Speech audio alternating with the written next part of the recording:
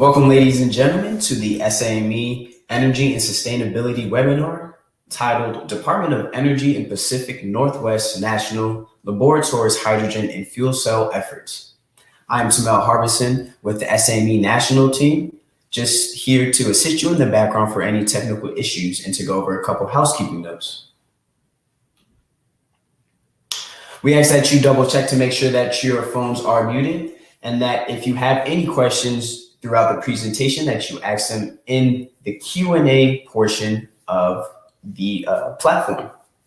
During the presentation, you are able to download the PDH certificate and a copy of the presentation in the handout section on your toolbar. And this webinar is recorded, which will be able to view on the SAME COI webpage. With that, I would like to turn it over to the COI chair, Michelle Syke. Hi, everyone. Thank you so much for joining our webinar this month. And just want to give you a quick update. We are going to have another topic in a couple weeks, so please look for that registration link soon. The presentation topic is going to be an engineer's role for future generations, and it's going to have a broad discussion of sustainability and the built environment and helpful skill sets. And a wonderful gentleman from Tetra Tech is going to be doing that presentation for us. So as I mentioned, please look for that registration link shortly. JETSI, if you haven't heard, it will be virtual in May, and we're currently working on a great energy and sustainability track. There will be 8 presentations, some more information coming your way shortly on that as well. And once again, if anyone's interested in presenting, to the COI, please reach out to me and Norm, or if you have any areas of interest that you want us to focus on to find great speakers for, please email us as well. We're always looking to make sure that we're adding value to our membership. So with that, Norm? Thanks, Michelle. Today's presenter is Dr. Jamie Holladay, Doc Holladay, probably of Tombstone fame too, who joined Pacific Northwest Labs in 2000 and has been working on solving our nation's energy problems ever since. He's a chief engineer and manager of the Chemical and Biological Processing Group and the sector manager for the Fuel Cell Technologies Office.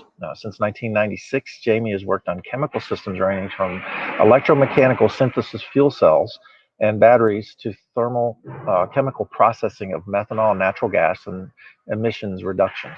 Currently, he's researching electromechanical approaches to produce chemical and fuels, methane conversion to hydrogen and solid carbon, high temperature electrolysis for hydrogen production, co-electrolysis for steam and CO2 for power to fuels, and magnetocaloric gas liquefaction. Jamie serves as a member of the hydrogen production technical team for US Drive, a government-funded industry partnership to accelerate the development of affordable clean vehicles. He's part of DOE's H2 at Scale initiative for the DOE Fuel Cell Technology Office, where he's on the executive steering committee and is leading the high temperature hydrogen production thrust, and is on the executive steering committee for the DOE's H2 new solid oxide electrolysis R&D program. He has 13 patents awarded with 5 additional applications and over 60 reviewed publications and 5,300 journal citations. Jamie received his BS and MS in chemical engineering from Brigham Young University and his PhD from Washington State University. So with that, Jamie, I am going to hand over the mic to you for this presentation. Thank you. Well, thank you, and I must say I'm impressed how you were able to get through magnetocaloric. Usually people really struggle with that one. It's a brutal one. So I'm happy to be here today, give you some discussions and some of my views, as well as a overview of what's going on in the Department of Energy. Now, a lot of the slides I'm going to present regarding the Department of Energy are from the previous administration, because we're still making the adjustments on what this new administration is going to do. So I will give you some of my thoughts on where we're heading, but those things may change, and that the official words, of course, would come from the Hydrogen and Fuel Cell Office. So beginning, why don't we do a quick survey here and just let me know what is your primary interest in hydrogen and fuel cell? What would you like to get out of this seminar today? And so go ahead and submit um, what we'd like. So let's see. There we go. I had to get it off my screen. So I'm going to talk about two different areas. I'm going to talk about the Department of Energy's Energy Efficiency and Renewable Energy Hydrogen and Fuel Cell Technology Office. Give an overview. The sources I'm pulling from that are on these two links that you can download all this information. And as I said, these are I tried to get some relatively recent sources, but these may change.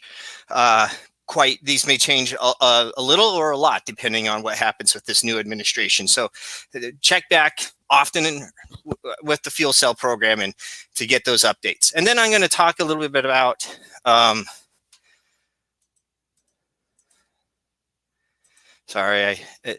hello. I'm having some technical difficulties here, so. All right, then I'm going to talk a little bit about the PNNL's projects and what we've been doing. And we primarily work on the hydrogen infrastructure. We do some development on fuel cells, but mostly it's on hydrogen production, energy storage, and the infrastructure around those parts.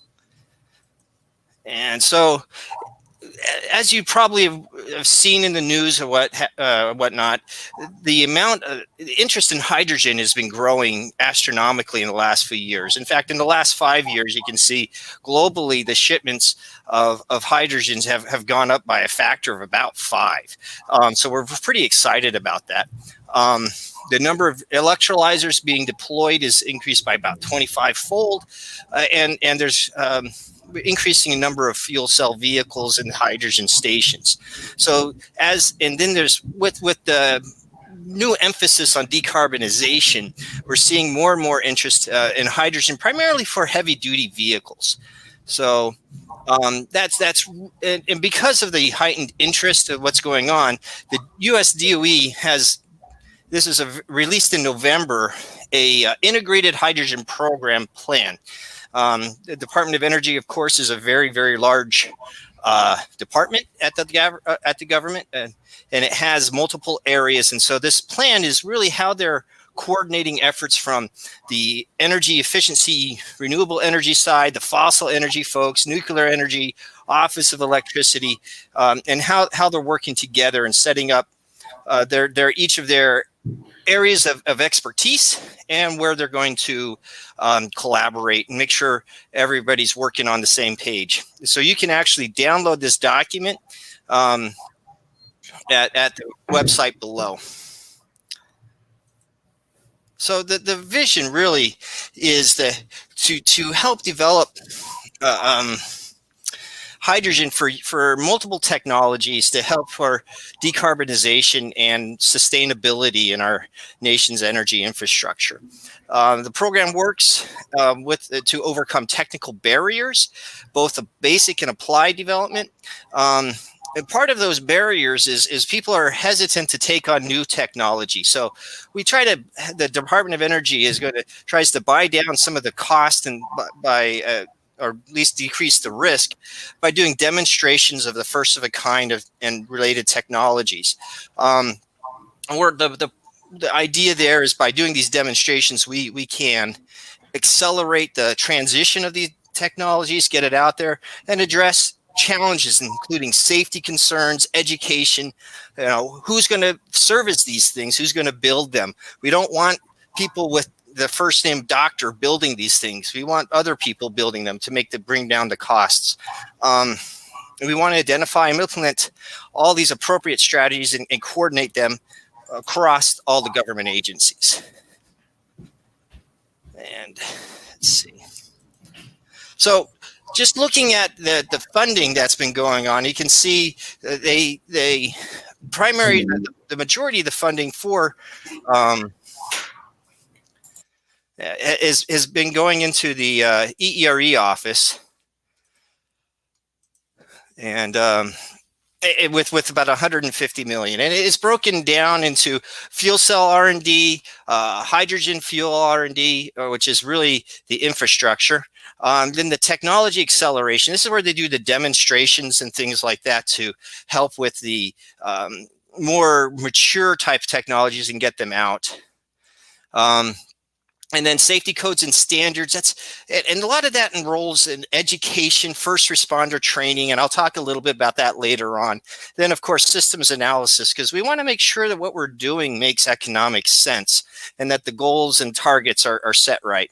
Now, in addition to what's going on in fossil energy, in EERE, Fossil Energy is working on it, and they're developing primarily the solid oxide fuel cells, and that's working in the various different. The reason why they like that is it increases the efficiency of using fossil fuels while it creates a fairly clean stream of carbon dioxide that can be captured. And then nuclear energy. And the nice thing about the nuclear energy is we can get a lot of electrical power for driving these fuel electrolyzers at relatively low cost. And that's useful for clean hydrogen generation.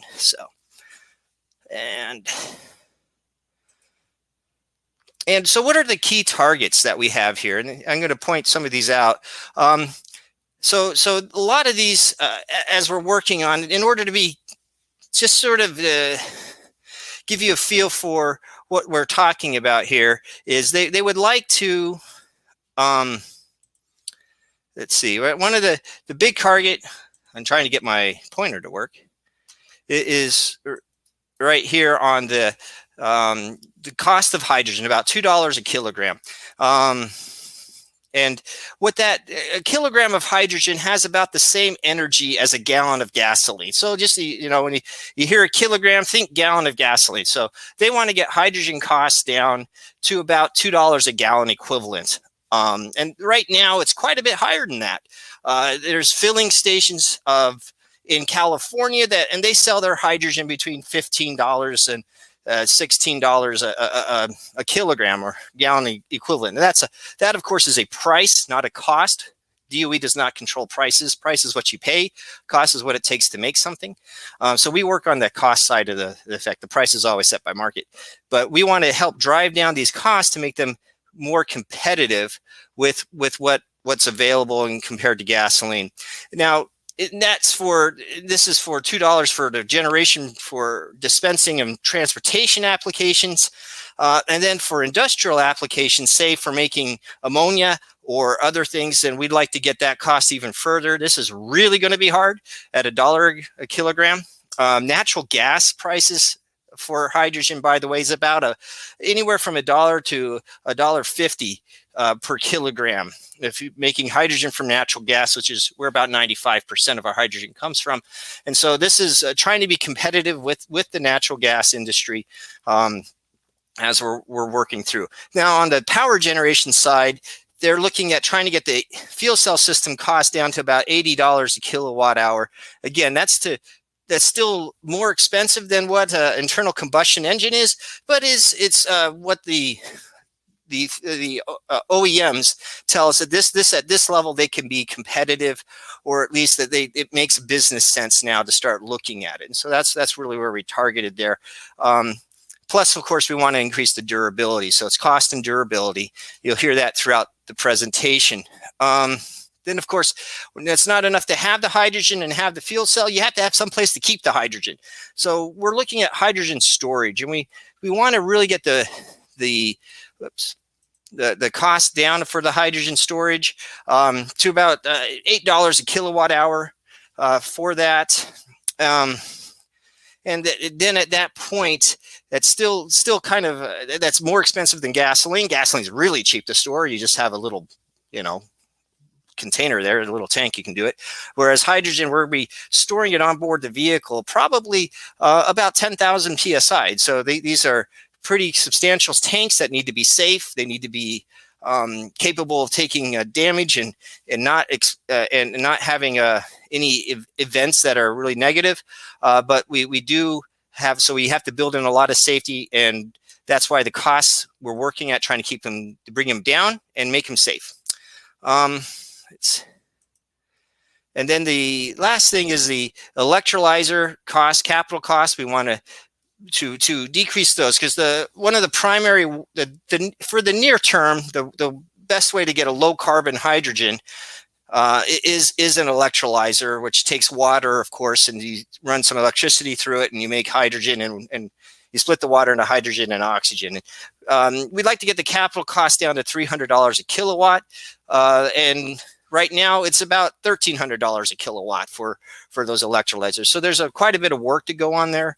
Luckily, there's a whole bunch of new technologies that are going to be coming online in the next few years that should really drive those costs down while we're trying to get that system efficiency up. And so, getting it to 65%, that would be wonderful. And then, of course, fuel cells for stationary power. I saw some people saying stationary power is what they're very interested in, and we'd like to get that fuel cell system cost down a bit more and get 40,000 hour durability. That's about a 5-year stack life. As I said before, there are options, and I'll talk about some of those coming up about where we believe that they can get to. Now, hydrogen, of course, is an energy carrier. It is part of a comprehensive energy plan. For the hydrogen and fuel cell office, they have a vision, what's called H2 at scale. And this is where we're going to take various different components of the electric grid, run them through an electrolyzer to make our hydrogen. And then we can take the grid, depending on the type, what we have there. We can either use it for energy storage. We could use it for various different applications, such as transportation, directly powering a truck or a car, and help with the decarbonization. Make synthetic fuels, so that's the power to gas, power to fuels type action. You can take your hydrogen, react with CO2 and make your diesel or what have you, or upgrading biomass or biofuels. So that's a very nice one. And then ultimately, we'd like to get to the point eventually where we can use the cleaner hydrogen to replace or decarbonize, if you will, the various industrial applications such as ammonia, metals. There's active programs of using hydrogen for steel refining and replacing some of the products there, and then of course the chemical industry. So there's quite a bit we can do with hydrogen, and so there's a lot of tremendous research going on, and it's all wrapped up into this H2 at scale vision that the DOE has. Finally, I know I went through that pretty quick. I'm gonna try to slow down, try to give you lots of time to ask me questions at the end. But one of the big things that they do have is the, I'd like to invite you all to find out more at the annual merit review. So each year, they review all the programs, all the different projects in the portfolio. And so you can find out what's going on in the fuel cell area, what's going on in storage, what new deployments they're doing, demonstrations, or what have you. And that's, this year, of course, it's going to be virtual, and it's a free. You don't have to pay to go, and especially because it's online. But it's a great opportunity to find out more about what's going on in the program. And there's the link, which will be in the handout you have. It's about a 5-day event. With literally, we'll probably have about 1,500 people there. If it was in person, they average between 1,500 to 1,800 people in attendance. And it's quite the place to network and find out more. There's tremendous amount of information and a lot of exciting progress going on. The other things is to be aware of is we like to talk about Hydrogen Day. It's a little bit late in the year, but October 8th is Hydrogen Day, and the reason is that the hydrogen molecular weight is 1.008, so that's 10.8 or October 8th in the calendar year. So that's a nationally recognized Hydrogen Day, and there's usually events going on at the Department of Energy and national labs. So you can always check out the DOE website and find out more about what's going on there. Now, in addition, the hydrogen fuel cell program does do free monthly webinars about hydrogen and what's going on in the program. They call it H2IQ. And you can go on. You can find out. Here's the linkages for the webinars, and find out more about the interesting work that's being done at the various national laboratories, various industrial accomplishments and things like that. One of the big questions people ask about is hydrogen safety. Hydrogen, maybe you want to know more about the hydrogen properties. You know, how hydrogen energy density compares to other fuels. All that information is hosted at PNNL's H2 Tools website. And that's a great place to go. And you can learn about all that and more at that website. And so I encourage you to go there, and you can find out more about the various different programs and what's going on. And I really enjoyed the lessons learned. So sometimes you'll hear about a hydrogen incident, and you can find out more about those incidents, what happened, and how to prevent those things in the future at the hydrogen at h2tools.org. Hey, Jamie. Yes. While we're on this slide, I don't know if you saw the poll results, but I did not. So the primary interest in H2 and fuel cells, we've got about, it's split 38% for transportation and 38% for storage, and then 21% for sustainable hydrogen, with the remaining in stationary power. So are there certain tools on this page that if they have an interest in transportation or energy storage that would be better suited for them to go to? So yes, there are actually some nice tools on this page that tell you about the energy density, tells you where filling stations are for hydrogen and what have you. For energy storage, there's a Energy Storage Grand Challenge. I think if I don't have that in my presentation, I can get that to you. The nice thing about the Energy Storage Grand Challenge is it reviews all different types of energy storage and very nice, succinct, comparable graphics and things like that.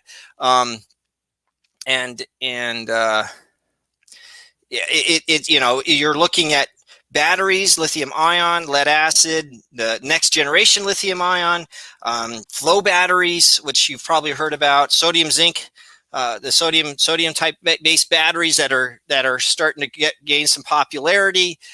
Then some of the compressed air energy storage and pumped hydro, all of it with hydrogen store, and then you compare them against each other and hydrogen, and each one has its strengths and weaknesses. I'm an advocate for all of the above approach there. I think hydrogen and batteries don't compete, they cooperate. Every place you have a fuel cell, you're going to have at least one battery. And because it's a little bit separate, their capabilities are so different. So that one, I think I have that on another slide. If I don't, I'll definitely give it to you. But yeah, my personal interest is more in the infrastructure and energy storage. So it's nice to see that a lot of people like that. That's great. But I do have some. We do a lot of. I know the fuel cell program is doing a lot of development of particularly heavy duty trucks and applications for fuel cells in those areas. Anything else? How many people had anybody driven a fuel cell car before? Only 6% of us. So 6%. with a heavy interest in transportation, only 6% have driven a fuel cell car. So very interesting. Yeah, they're a lot of fun to drive. They're very similar to an electric car. Well, it is an electric car because the frame is the same. Because it's hydrogen fuel cells produce electricity in place of the battery. So you have that same great acceleration. The advantage of the hydrogen compared to an electric car is rather than taking a couple hours to recharge, the hydrogen will fill up in 5 to 10 minutes. But it's a fun car to drive. They're very, very nicely built. Yeah, if you get a chance. Right now, it's a little bit harder because of COVID, of course. But there's a fuel cell seminar that happens every other year, and there's usually GM or Honda or Toyota. Toyotas are probably the ones the most out right now. They have most of them on the road, and driving the Toyota Mirai is a lot of fun. If you get a chance, I highly recommend it. But yeah. All right, I think we're going to do another survey at this point, right? because I'm about to switch over to talk a little bit about, oh yes, this is a great one. How many colors of hydrogen are out there? So I want to, oh, that's supposed to be hydrogen is a colorless gas. So none, but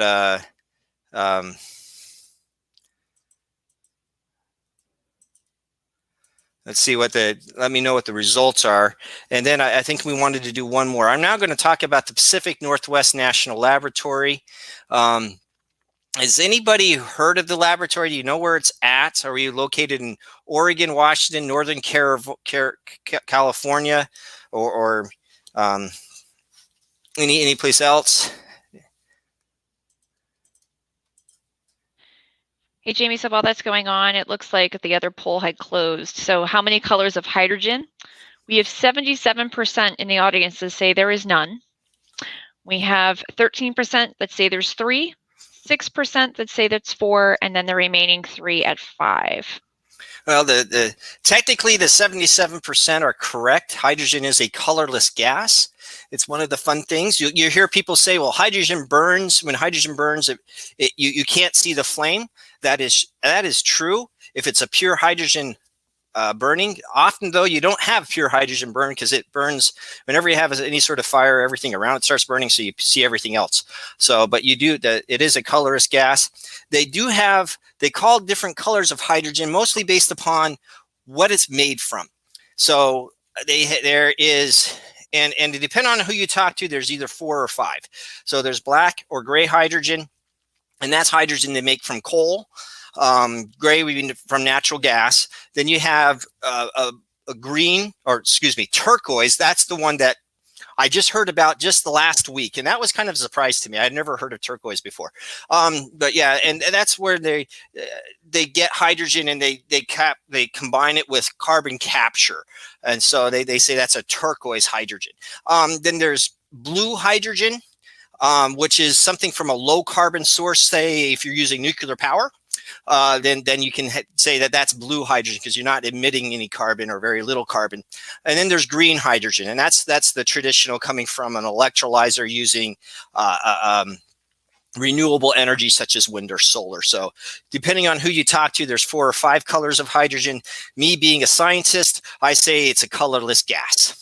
So but that's one of the, so if you hear the different terminologies, that's what you're hearing about. Perfect. Well, it doesn't seem like you could trick this audience too No. bad here. And it doesn't seem like you're able to trick us too much on your next question about where it's located. We have 81% that said Washington, with the next 11% at Oregon. All right. Well, that actually is kind of a tricky question, because you see, PNNL has, we have our main campus is, of course, in Washington. It's in Richland, Washington. I call Richland, Washington, it's in the Nevergreen part of the Evergreen state. So this side of the state is very lush and green and gets lots and lots of rain. And then this part of the state is a desert. So it's kind of we're in the Nevergreen part of the Evergreen state, but we do have offices in Seattle, Sequim, and Portland. So we are located in multiple places in Seattle, in the Northwest. This is our main campus.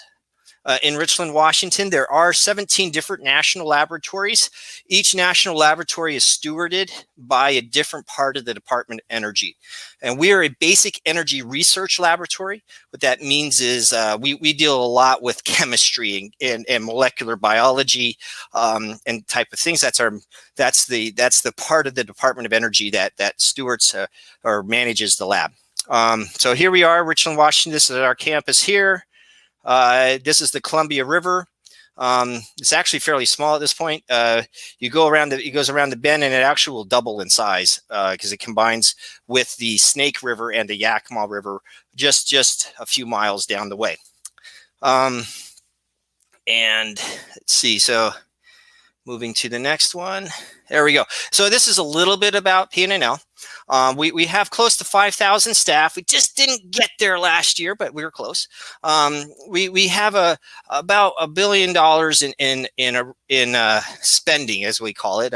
We're working with the Department of Energy. We write our proposals, and this is how much proposal winning that we do. we've produced almost 1,300 peer-reviewed publications last year, and over our history, we've won 211 R&D 100 and FLC awards, and I'm particularly proud of those because an R&D 100 is like the Emmys for new technologies, and an FLC award is a little bit different. It's the Federal Laboratory Consortia Award, and that's given for technology commercialization. So these are awards given out for various technologies that are successfully moved from the national laboratory to industry. And PNNL has more FLC awards than any of the other 16 other national laboratories, or the Department of Defense laboratories for that matter. So we are focused and driven to try to get our technologies out. I hate doing research that ends up on the shelf. I want my research to end up in a big box store like Walmart or Home Depot and things like that. I wanted to get out because that's when I make the difference. So the fun thing about working at a national lab is you get to work on stuff that it's hard, it's challenging, it does a national impact, which means you need more than one institution to do it, because but also that you can to get it out of the laboratory and into people's hands and have it work. And so here's our staff, and the staff, our funding breaks down about the same way. We get about 22% of our funding from the Office of Science, 26% from Energy and Environment. So this is EERE, and also for helping with cleaning up the various different Hanford site. But most of our funding comes from national security, either Department of Defense or DOE national security. So we have a very diverse portfolio. What that means is that what we try to do is take what we learn from science and tie it over to our industry, to the applied labs, to applied part of DOE, and also reflect back to the science what the applied side needs. And we take both of those and we try to feed them over into what the military is interested in to help their programs.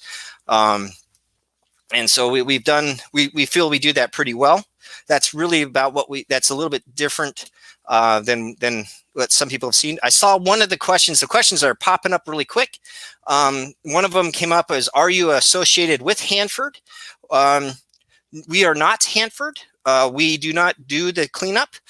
We do get subcontracted by the companies that do the Hanford cleanup. So we help with the cleanup. We do a lot of the fundamental science for them, but we are not Hanford. So we're loosely tied to them in the fact that we support some of their cleanup, but we also support cleanup at other sites such as the Savannah River site, Flat Rocky, I can't remember the one in California, Colorado, and a couple of other sites that we help with for the environmental cleanup.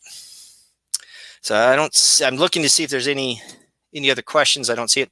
So what's PNNL's vision? It's right here. We really try to understand and exploit the interplay of hydrogen and electrons. As I said before, I'm not a believer that fuel cells. Some people think fuel cells and batteries compete. I think they're synergistic. Excuse me. And what I mean by that is the same platform you're going to develop for an electric vehicle, for a battery powered electric vehicle, will work for a hydrogen electric vehicle. The power electronics that we develop for a microgrid will work for batteries or for hydrogen. We have tools that we've been developing to look at where to site an electrolyzer for energy storage, or fuel cell for energy storage. But the same tool does it for batteries, and we can look at what the needs are of that grid in that area and be able to help people understand, well, you can put a battery in and here's the benefit. You put a fuel cell in, here's the benefit. That tool looks at the ancillary services, does valuation of those, and both in front and behind the meters valuation so it's looks at the benefits for the grid, the utilities, and for the customers to help understand what's going on. But we try to be as an honest broker as possible. to do that because there's enough room for everyone to work. There's the problems, our challenges are so large and so diverse that both hydrogen and fuel and batteries will be necessary in the future. So that's what I mean by there. We are lead laboratory in several different areas. I'll talk about each one of these a little bit more in detail. This is sort of a summary slide with some fun pictures. One of the big areas that we've been leading for quite a while is in solid oxide or high temperature fuel cells and high temperature electrolyzers. These are we developed the materials. We have some of the best stack manufacturing and stack testing around, but also we can do modeling systems. And one of the cool things about the high temperature electrolyzers, and we've done this, is we can do water to make hydrogen, or we can do CO2 with the water, and at the same ends up being the same temperature and the same electrodes, same cells, same stacks. And we make what's called a syngas. And you give a good chemical engineer a syngas, and he can make whatever you want. Well, whatever hydrocarbon you want. So we can make methanol, ethanol, diesel, jet fuel, lubricants for whatever. We can once you have the syngas, you can do what you want. And so that's a pretty exciting one for all the power to fuels and the CO2 utilization that we do. One of the areas that we do lead is the magnetocaloric hydrogen liquefaction. And I'll talk about why that's important in a couple of slides when I get there. But this is a key area, and it's really fascinating because what we've done is look at what is the key limiter in traditional hydrogen liquefaction. Hydrogen is the hardest gas to liquefy out there. It's really hard. You have to go down to 20 Kelvin, so minus 400 and some degrees Fahrenheit. And then you have to go through a phase change of the spin of the actual hydrogen molecules from ortho para 50-50 to about 70% ortho, 30% para. So there's a lot going on, and we've using the magnetocalorics. It's a solid state refrigeration technique that works for cryogenic systems quite well, that we believe can double the efficiency compared to traditional techniques. We do a lot of work with hydrogen storage. So this is our high mark area. This is all about hydrogen storage. We look at both tanks, so for physical storage, but also material-based storage and new ways to store the hydrogen to increase the safety. And it's really about making it so it's safe and deployable. And part of that safety thrust is the hydrogen materials compatibility work. So we co-lead this with Sandia National Lab, and where we're looking at how hydrogen interacts with polymers, with metals, hydrogen embrittlement, hydrogen bubbles forming, and just all around compatibility. It's surprising. We know a lot about hydrogen and interactions with metals, but not nearly as much about hydrogen with polymers and plastics. So most of the time when you have an incident occur, it tends to be a seal. So it tends to be some seal in the system.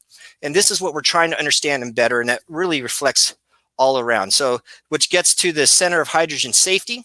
PNNL leads this, or we were leading this. And then for the Department of Energy, then in an effort to make it more available to the public, we teamed with the American Institute of Chemical Engineers, or AICHE, and developed the Global Center for Hydrogen Safety, which we co-lead with AICHE. That's a new center where we go out, we can do safety assessments, we do first responder training and whatnot. I'll talk about that in a few minutes. And then this is hydrogen nodes for grid and transportation.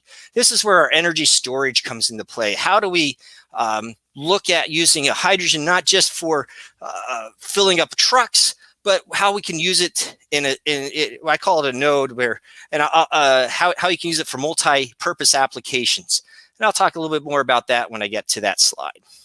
And then we have other areas of activities in fuel cells, storage, additional storage work, grid analysis, microbial electrolysis, and just fuel cells in general with looking at the catalyst and the fuel cell parts.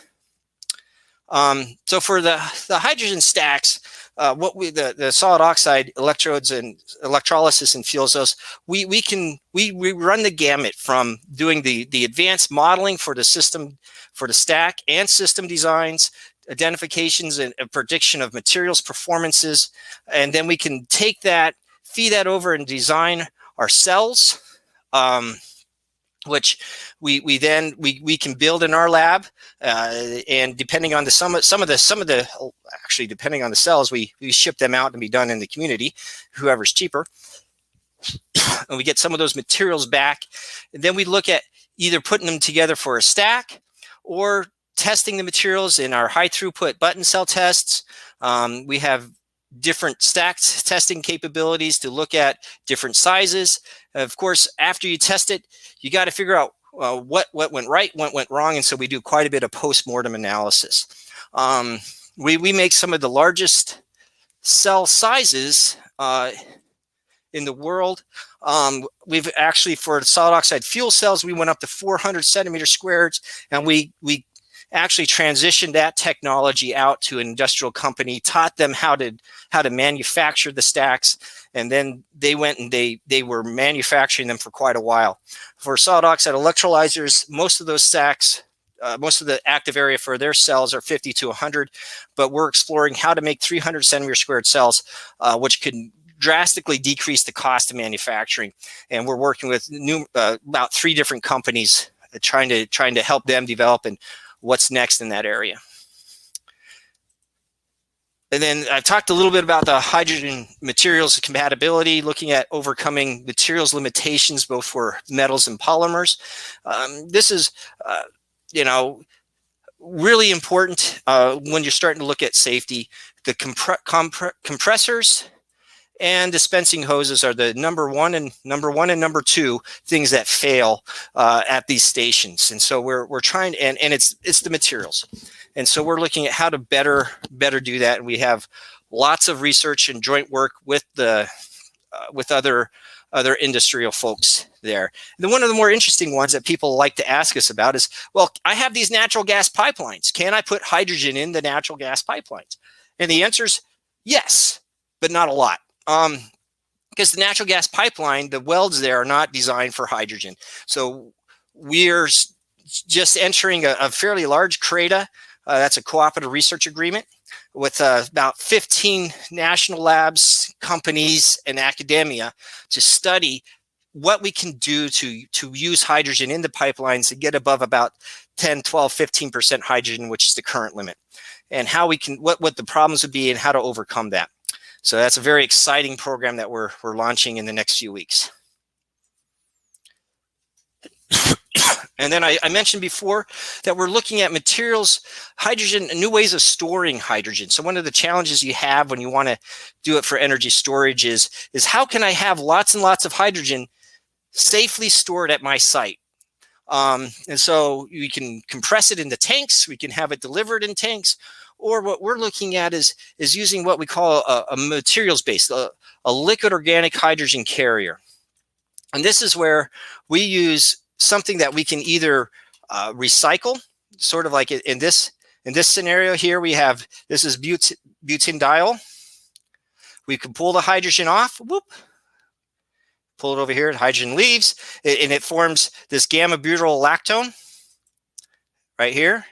And then we can add hydrogen back on. And then we can, so what we can do is make this is a liquid, we can put this into a big giant liquid tanker truck, ship it over to someplace. They can sit there for years and be safely stored. Then as needed, days, months, or years, they can run it through a very simple reactor to release the hydrogen and provide you the power that you need. So we're looking at ways of storing this safely.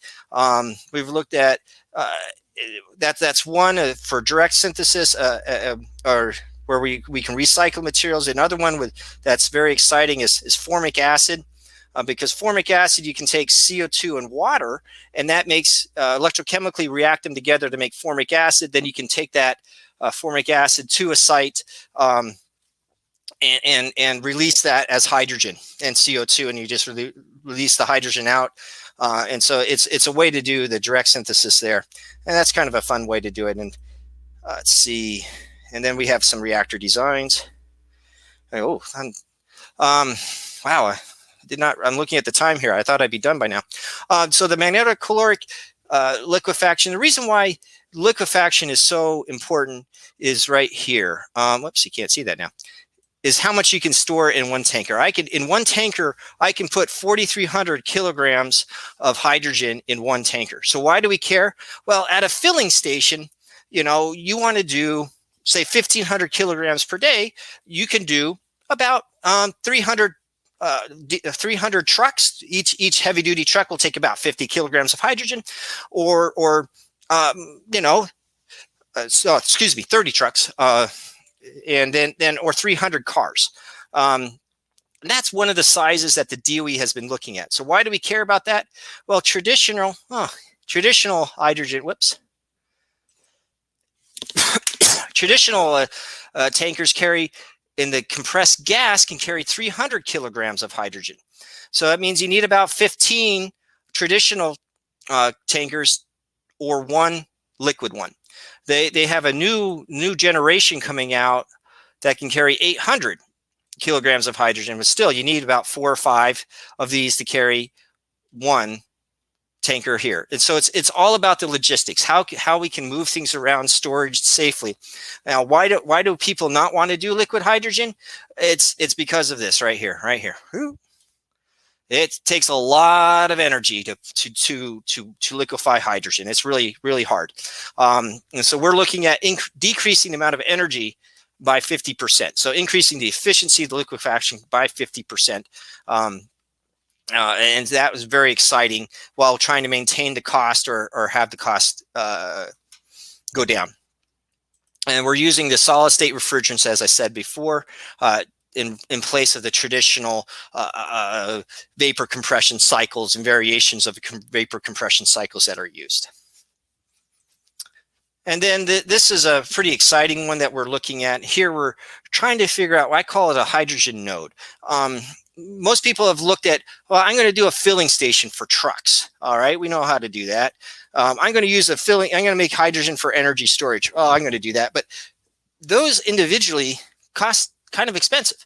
But what do you have at a filling station? Well, I usually have a big old hydrogen tank. I have either an electrolyzer there, or I have hydrogen coming in.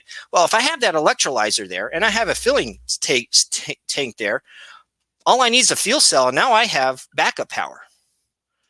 And that electrolyzer, that can give me grid ancillary services. So now if I combine those together into one node, where I can do filling, backup power, ancillary services, and low emission vehicles, is there economies that I can achieve there that I can't achieve other ways to help drive down the costs and provide added benefits? So this is what a very exciting one. We're looking at this with the Seattle City Light and the Port of Seattle, PACCAR, Kenworth, and trying to understand the economics and design a station that this node that would be expandable, so modular type of systems, and also look at the safety aspects and how to get it sited and whatnot. Then, of course, that lends itself to to energy storage, where, as I said before, depending on what type of storage you want to do and how long you want to do it, batteries may have a play, or it could be hydrogen. So hydrogen is very good if you want to do seasonal type storage or have it run for long periods of time. But if you want to do more intermittent type storage, batteries is the way to go. Just like I kind of think that batteries for light duty vehicles is the way to go, and heavy duty vehicles, it may be hydrogen or biofuels. Let's see how things work out. But this is the work we do here, is looking at how to do reversible fuel cells so that they can achieve very high round trip efficiencies in electricity. And also one of the problems you have when you use hydrogen for energy storage is, traditionally you have an electrolyzer, then you have a second system, the fuel cell system for power generation. And so if you're producing the hydrogen to store it, you're using your electrolyzer, but your fuel cell is sitting idle. When you're generating power, you're using your fuel cell, but your your electrolyzer sitting idle. So you're not using your capital equipment very well. So we're looking, if we make a reversible fuel cell, now we can increase our capital utilization and hopefully decrease the cost of the system. And I think this is the hydrogen storage. This is the Center for this is Center for Hydrogen Safety, and I think I've talked about that, where we bring in to play the PNNL's hydrogen safety panel, make it available community. We train first responders, we train firefighters on how to put out a hydrogen fire, how to deal with a hydrogen vehicle that has crashed. What's the proper way to do it? There's little nuances, and it's hands-on training. So they actually get to put on the suits and go out and put out a fire. And the firefighters really love that. It's a lot of fun. So we lead that type of training. Oh, there it is. You can see it right here. And so they get it. We actually do a simulation. They put out the fire. We also do a virtual training one where it's not nearly as fun. They really like this one, but we can do all sorts of training. And then, of course, we design complete systems, whether it be a solar-driven hydrogen production to integrated systems that we've actually put onto a Bradley fighting vehicle. I have some others that they're not classified, but they are export controlled, so I can't discuss them. For various different systems for the military, and then auxiliary power systems for this one happens to be running on street diesel. And I think that's it. Yep. So what can I do for you? Let's answer some questions. I think we have about 10 minutes. Yep, we got about 10 minutes, Jamie, and you have a full slate of questions, but they're voted up. So sorry, I really thought I'd be done to do this faster. I do apologize. Yeah. So let's do the process here. I'll go ahead and read the question, and then you can go ahead and have at it with your vast array of knowledge and experience. So question number one, how do you compare the economics of using hydrogen as a storage technology against batteries or other more developed technologies that are out there? What metrics do you look at, or would you look at, and how will those metrics change as the cost trends to that $300 per kilowatt target? And I'm in the battery business, by the way, or microgrid business. That's more like $200, yeah, and it's going down.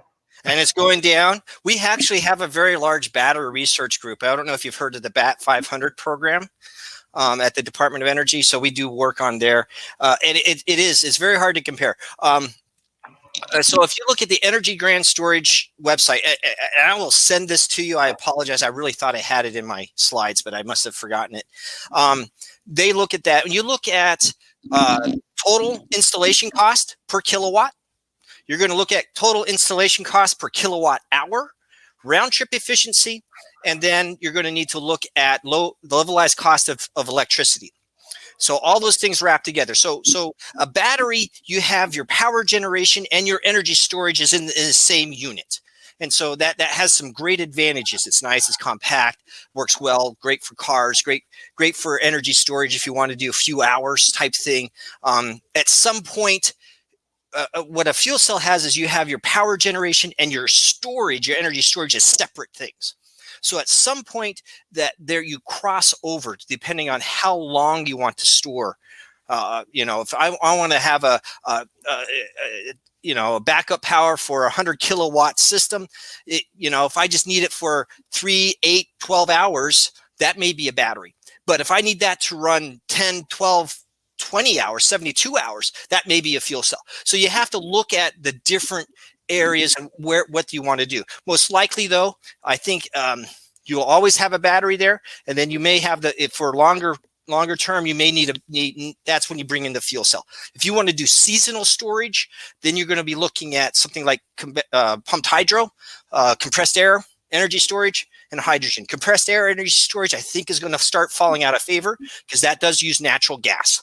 And with the decarbonization emphasis that's coming in, that may not be as favorable in the future. But those are the things that I'd look at. If you go to and I'll give you that website, they have a very wonderful report that just came out. It's interactive. You can click on something I want to look at, for 1 megawatt for 10 hours, and it will spit out all this information for you. And it's very transparent, so it tells you all the assumptions that are made. Great. Actually, if you want, you can type that into that website into the public chat, and that way everybody can grab a hold of it there. Okay, yeah. Yeah. So, second question: have you heard what LADWP Mitsubishi are doing with converting natural gas turbines with electrolysis and salt caverns for H2 storage near Salt Lake City? So yeah, I'm aware of that one. Yeah, I am aware of what's going on there, and that's a very interesting one. I love the idea of storing the hydrogen in salt caverns. There's some questions on what happens to your hydrogen while you're doing it. I've contacted Mitsubishi several times. I'd like to get in to find out more, but I'm not into. I don't know the dirty little details there. So Okay. yeah, it seems to me like a very exciting project. And having gone to school at BYU, which is in Utah, I'd love to go down there. So. Excellent. So what distinguishes H2 storage from lithium storage? Lithium ion batteries, that gets back to, let's see. Sorry, I'm trying to do two things at once here. And it's, so lithium ion batteries is what you have there. They're both chemical forms of storage, and you have the as I said before, you have in the batteries, you have everything. The power generation, your energy storage is in the same unit. The lithium is not consumed; it shuttles back and forth between the anode and the cathode. Right? That's how the lithium ion works. It goes back and forth, back and forth. Whereas in a hydrogen fuel cell, what's going on is the hydrogen's coming in to the anode where it reacts with oxygen and it makes water and electricity. So it's a once through type system. To regenerate that hydrogen, I now need to run it to an electrolyzer. So I've separated my power generation and my hydrogen and the energy storage portion of it. That's the major difference. So you can look at the lithium is never consumed; it's just shuttled back and forth. Whereas the hydrogen is reacted in a chemical reaction to change from a hydrogen gas H2 to water H2O, and then to recycle back it's split again through electrolysis. So you're still using electricity throughout the same thing to charge and recharge, but you have slightly different chemistries going on. Does that answer the question? I think it does. Okay. All right, we got a couple more minutes here, so maybe one or two more questions. This one might take it up though, because its hydrogen fuel cells have been the holy grail for the past several decades, 5+ decades. Can you discuss where we are in current scales of economy for commercial applications, i.e., automobiles or infrastructure? Oof. Okay, I'm going to need about 2 more hours. Yeah, I figured that would take our last couple minutes.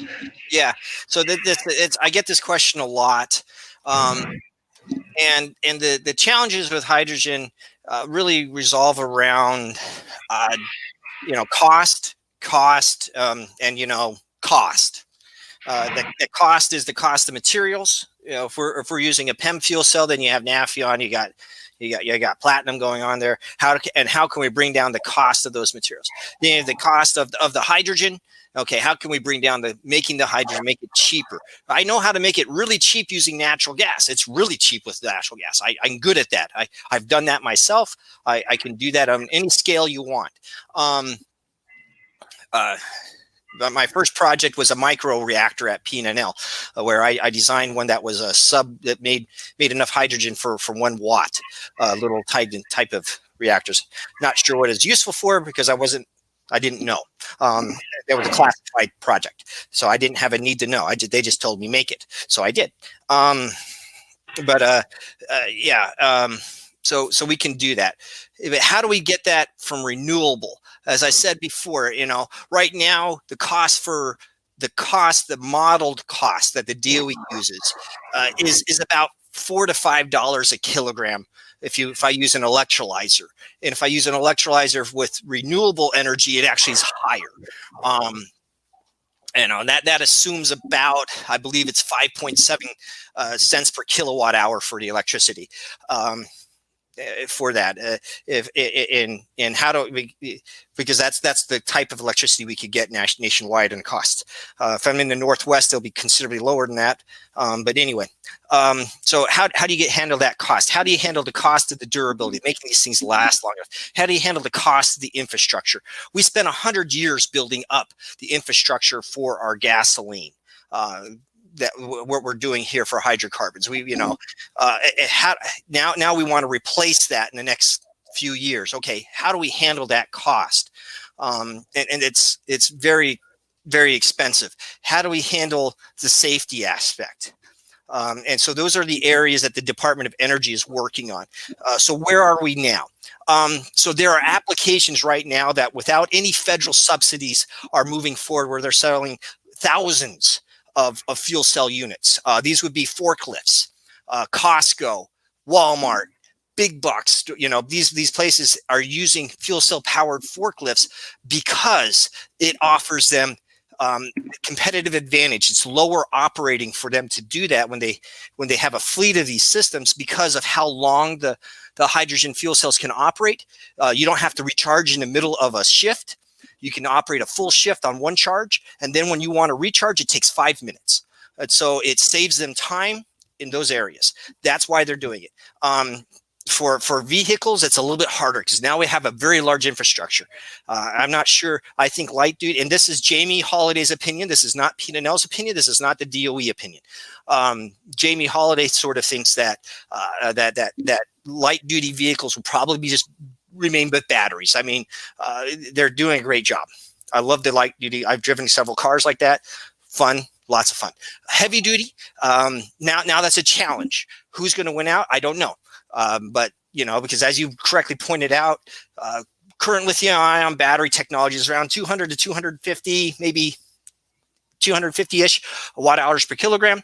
But the next generation is going to be 300, 350. And PNNL is working on stuff that can get to 500. So what's that going to do? Because is that going to mean medium duty? Is that going to be battery, or is that going to be a hydrogen? The nice thing about those type of heavy duty and medium duty deliveries, it's usually a spoken will. They go out and come back to the same spot. So your hydrogen infrastructure now is much simpler. I put a filling station at their main depot. Cool. I can now handle a whole bunch of cars because they go out and then come back. So what's the answer going to be? Don't know. That may be another one. All right, that sounds good. I know that's a real loaded question, and it's got a lot of nuances, and there's a lot of market forces, and I don't know the answer to a lot of those things. Right. I can tell you about this technology. I don't do market forecasts because if I did that, I'd probably be working at Wall Street making a lot more money. Isn't that what the EIA is supposed to do anyway? The Energy Information Agency? That's their job. Yeah. Okay, so I think that brings us to the top of the hour. I'd like to hand it over to, I'd like to say thank you, Jamie, for the presentation. Wow, there was a lot to digest there. And a lot of things going on at PNNL, that's for certain. So I'd like to thank you for that, and I'd like to hand it over to Michelle for a close. Yep, and thank you everyone for attending. Just a reminder, we will have our next webinar on February 18th. And Jamie, thank you so much for giving this great presentation today. And Tamel, I don't know if there's anything that you need to close with from National. So I just posted the link for that energy storage one. It's very fascinating. If you want to just click on that, click around. Thank you. And thank you for inviting me.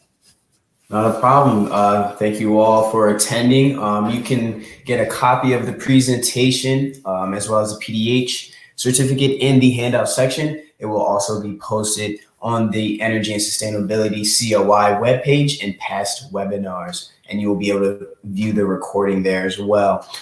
Just a heads up, we do have our 2021 Virtual Capital Week held March 22nd through the 26th. You can find more information there at the link on the slide, and it is a member-only event, and be forward to looking to see you all in the near future. Have a good one, everyone. Yeah, and Tamel, just before you wrap that up, I've been seeing some of the presentations that are going to happen during Capitol Week, and there are quite a bit of legislative staffers that are going to be presenting, which I think is a little unique compared to past years. So I really hope you guys attend the Virtual Capitol Week.